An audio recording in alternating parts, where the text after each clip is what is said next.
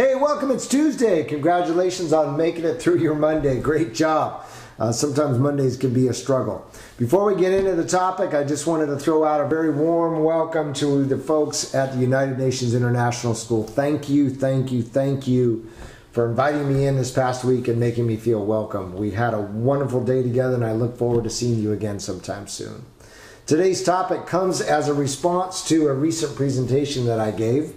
The question was, how do you get kids to do what they need to do? And just to clarify, the need to do's are things like homework, the chores around the house, the brushing the teeth, all those, the unpleasantness of the world, all the things that kids rather really don't want to do, but you feel like as a parent they need to do, just the basic things. For us parents, it would be things like work, right? Putting food on the table, all those things that we need to do, that we do just because we need to be responsible and we need to do that for our families.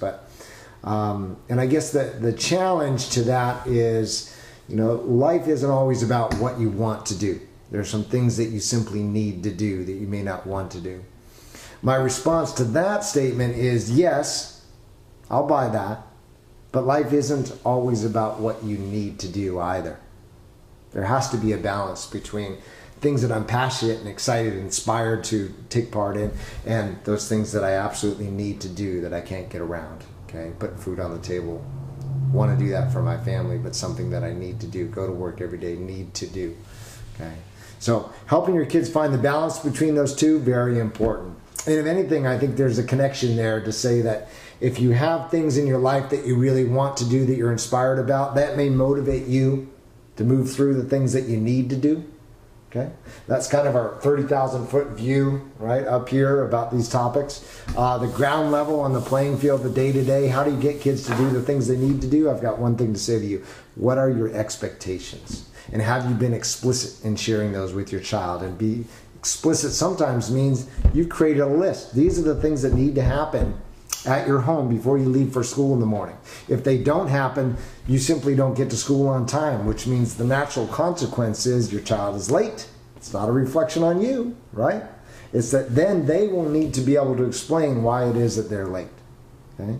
So make the expectations clear, make them concise. Don't give them a whole laundry list of things, but what are the absolute essentials? Same thing can happen in the evening, folks. What are the expectations? Are they needing to get homework done by a certain time before they get on the computer? If so, great. Get the homework done. Show me that it's complete. Then have your computer time. That's the consequence, the positive. If you get it done, then here it is for you. You get to spend that time that you would like to on the computer. Okay? So there's an expectation and there's a consequence, both positive and negative. Don't get stuck in always the negative and just, if you meet the expectation, great. There's no positive consequence to that. There's no acknowledgement of it. Make sure that there's some type of acknowledgement, positive consequence. Maybe you've tied the list of expectations to the weekly allowance. You need to find something that's going to work well for your family. Okay?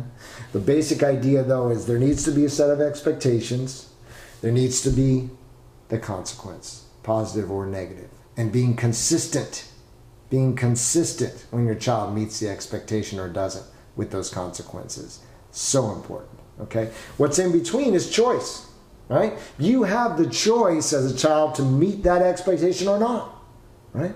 But you need to know that I'm going to be there with either the positive or negative consequence, okay? That's it. 1, 2, 3. Expectations, be clear, be concise, not a laundry list. Number 2, give them the choice whether or not to meet that expectation. Okay? And number 3, so important, be consistent with the consequences. All right. Have a wonderful Tuesday. Hope to see you back soon. Take care of yourself.